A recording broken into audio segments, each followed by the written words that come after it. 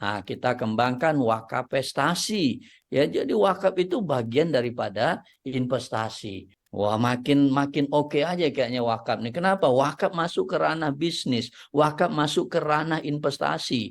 Ini yang kita mau angkat sebenarnya semacam itu. Kalau mau mendirikan lembaga nazir, maka dia harus punya 2 sertifikat kompetensi di pengurusnya.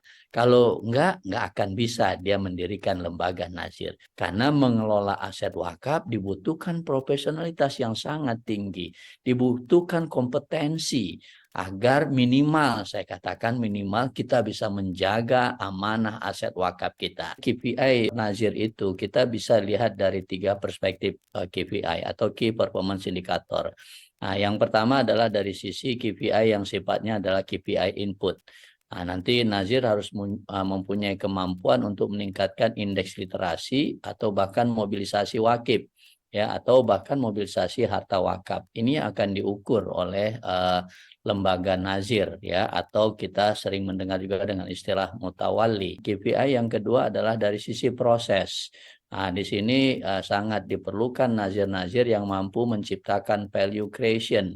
Artinya nazir-nazir yang perlu untuk membangun sinergi dan menciptakan nilai tambah daripada produk wakaf itu sendiri. Kemudian yang ketiga, dari sisi outcome-nya, yaitu kemampuan daripada nazir itu sendiri untuk memaksimumkan yang namanya mauquf alaih. Apa saja tantangan nazir? Pertama, kompetensi pengetahuan hukum wakaf nazir. Kemudian kompetensi di dalam dia melakukan investasi wakaf uang. Wakaf uang tentu bukan hanya untuk sekedar diletakkan di LKSPWU, bagaimana dia menginvestasikan dana wakaf uangnya itu kepada sektor real, kita sebut dengan direct investment ataupun indirect investment. Kemudian yang ketiga, kompetensi untuk business matching.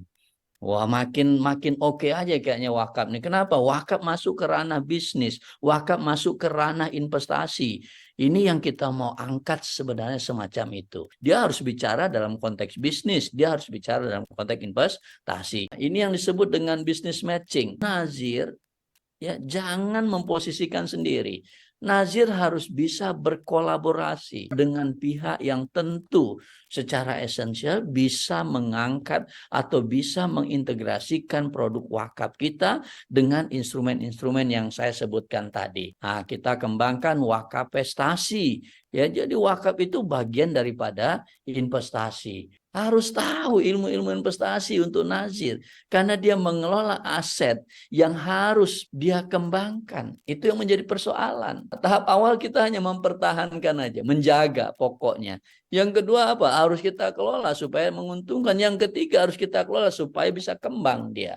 Nah, makanya disitulah butuh media.